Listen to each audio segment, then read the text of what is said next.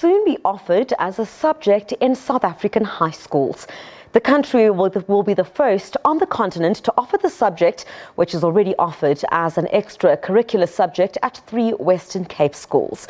Now, it is developed by the Two Oceans Aquarium in partnership with education experts, universities and the National Department of Education. Now, joining us via Skype from Cape Town is Russell Stevens, the Head of Education at Two Oceans Aquarium. Hi, Russell. Nice to see you. Thank you very much for joining us on SABC News. Hello. Here on The Full View. Why is this so important? Marine sciences, it sounds so fascinating. Well, we have a planet which should really be called Planet Ocean, and 70% of the ocean, of the planet, is covered by ocean.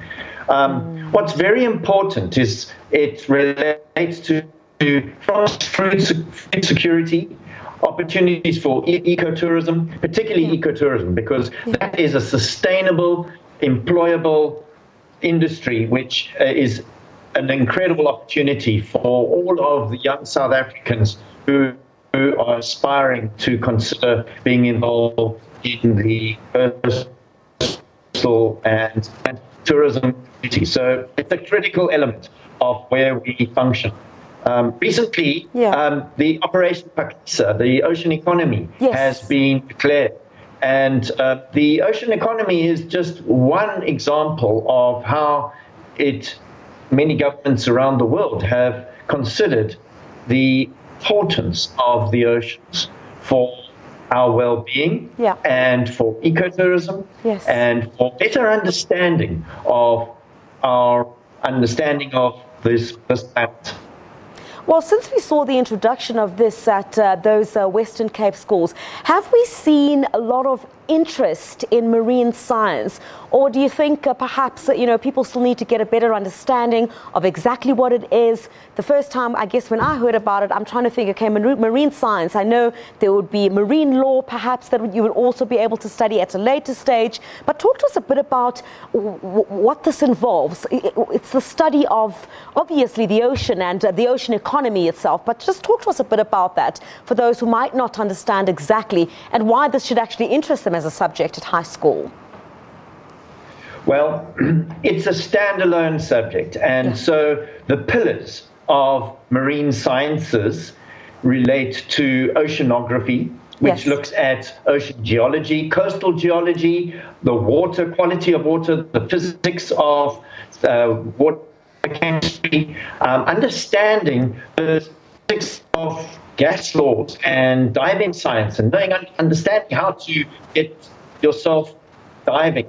The other elements that are really important for us are the marine biology. So there's a whole zoological section to study from plankton all the way through to whales and mammals.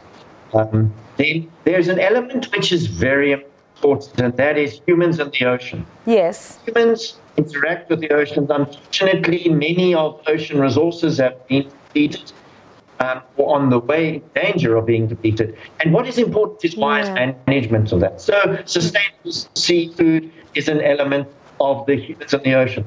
Another element of a pillar of marine sciences that you study will be marine ecosystems. So you'll study kelp ecology, you'll study seashores, you'll study rocky shores, open ocean, and all of the different elements all linked together as a subject which one of the important things about it is it's a standalone subject. So it's been designed to be able to teach life skills, ongoing learning that are really important to preparing people for their adulthood. It sounds very important because obviously, even if you don't want to go into the marine field, at least this gives you an opportunity for you to be able to converse about the sustainability and the conservation of marine life. How important is that? It is critical for the sustainability of our planet.